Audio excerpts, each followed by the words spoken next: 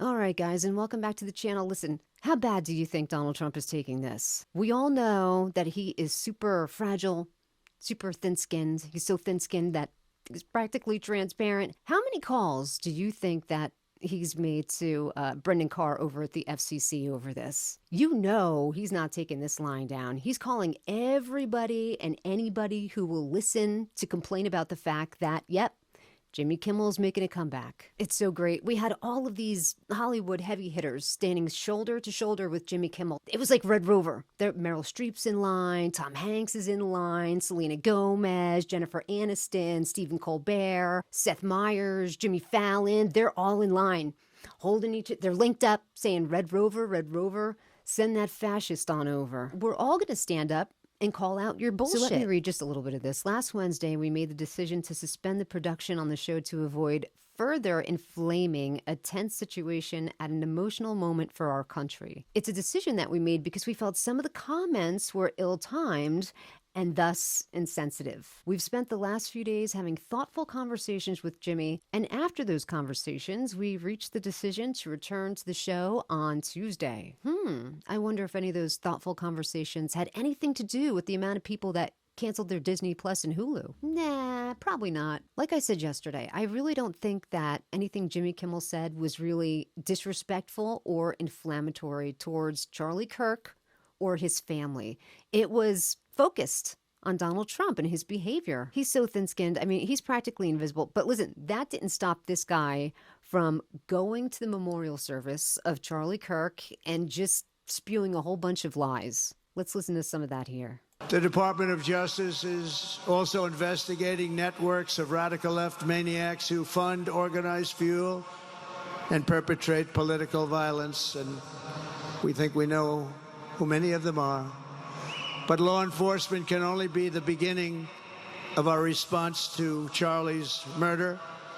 Over the last 11 days, we have heard stories of commentators, influencers, and others in our society who greeted his assassination with sick approval, excuses, or even jubilation. You've heard that. So have I. Couldn't believe it. I feel like no matter what side you're on, there's always going to be people that are on the fringes, maybe people who are not mentally well. All of the people who really have huge audiences, I think they acted appropriately. No matter what side of the aisle that you're on, you're not responsible for what other people say.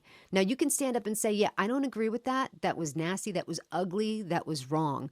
But you can't control what these people say, and we definitely shouldn't be held accountable. There's crazies. Look how many people celebrated when Paul Pelosi, his home was broken into and he was beaten with a hammer. People are laughing and making jokes about that.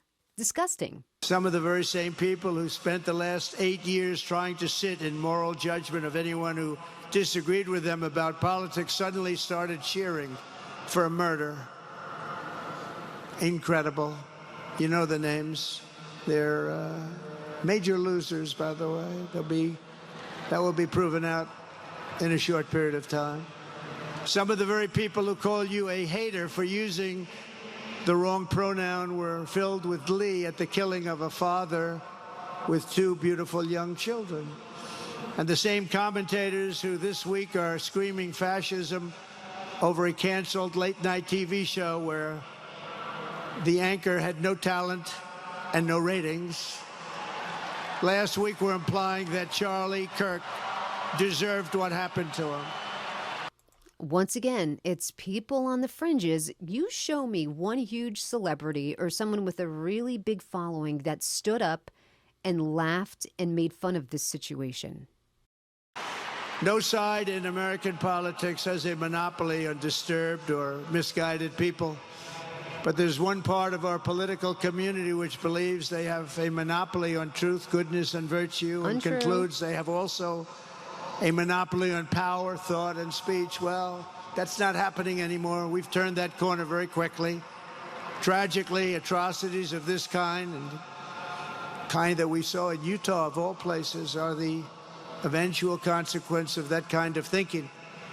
If speech is violence, then some are bound to conclude that violence is justified to stop speech. So if it's someone that's in his administration or someone that's cheerleading for MAGA, all of a sudden, free speech is so very, very important. But if you're, if you're left or you're opposed to anything this guy says, censored. Nope, we're gonna shut you down and keep you quiet. The thing that I really hate the most is hypocrisy. And we all, through the years, we have watched the Republicans being super hypocritical when it comes to the left. Charlie Kirk's memorial service, there were a lot of nice, beautiful things that were said about Charlie and, trying to give strength and comfort to Erica and the children. And that's appropriate. But then there were portions of it, like Stephen Miller's speech, that it just kind of like devolved into a Trump rally. That Stephen Miller, you know who Stephen Miller looks like? If you ever watched a show called Creep Show, he looks like the Crypt Keeper, doesn't he? Just like the Crypt Keeper. The hypocrisy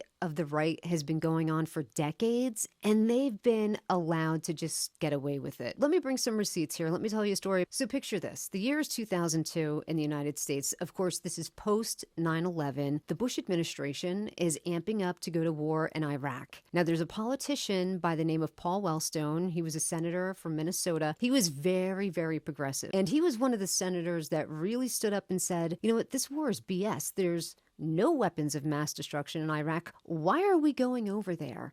Where a lot of the other Democrats kind of fell in line, because the one thing you have to say about the Republicans, they've been really good about messaging everything through the years. They messaged us into a useless war that lasted for decades, killed thousands of our men and women, left tens of thousands permanently injured, as well as hundreds of thousands of Iraqis who were just, collateral damage. There were so many reports coming out from the UN and different countries saying, yeah, there's no weapons of mass destruction over there. They simply don't have that capability. They're not a threat. But none of that mattered because you had the right-wing machine, people like Rush Limbaugh on the radio waves, Fox News on the TV, day and night saying, if you don't get behind the Bush administration, well, you're unpatriotic and you don't support the troops. This is why Democrats suck at messaging. They have no spine when it comes to talking to the American people and pushing their point across. Then we have a guy like Paul Wellstone, and he was saying, nope, we should not go to war. Let's focus on our country. He probably could have been president one day. So Senator Wellstone is on a plane. He's going around, he's campaigning, and he has his wife, his daughter, along with several aides, and the plane crashes and they all die. Horrible. So after he passes away, they do wind up having a memorial service for Paul Wellstone. It's huge. There's a lot of people, big wigs from the Democratic Party that are in attendance, along with a lot of Republicans. And a lot of Republicans even spoke at the memorial service for him. But remember the time. So he passed away in 2002. 2003 is actually when we marched into Iraq. So there was a lot of tension between the public and the Democrats and the Republicans trying not to go to this useless war. So when the Republicans would get up to speak, some people were booing them. We're talking about people that were in attendance, people in the back rows. We're not talking about the Democratic dignitaries that were there. Do I think that should have happened? No. It's somebody's memorial service. It wound up being an absolute cluster bomb for the Democratic Party. They were made fun of. They were looked down upon. They even lost a few different seats in the House and in the Senate because people were so turned off by the way the Republicans messaged that memorial service. But when the right wing does it, oh, that's okay. Nothing to see here, move along. That's the kind of hypocrisy that's just been, eating away at me for decades. And you have to sit here and watch these people and you know that they're lying. You know that they don't mean it. It's infuriating. But listen, as bad as Trump is, and like I said, he is really, really bad. He's nowhere near as bad as George W. Bush and Dick Cheney. These guys knew there was no weapons of mass destruction, but they marched us on over there anyway. Gosh, can we pick them? I mean, not me. I didn't vote for them. Thanks for popping by my channel for one of my takes, and I'll catch you next time.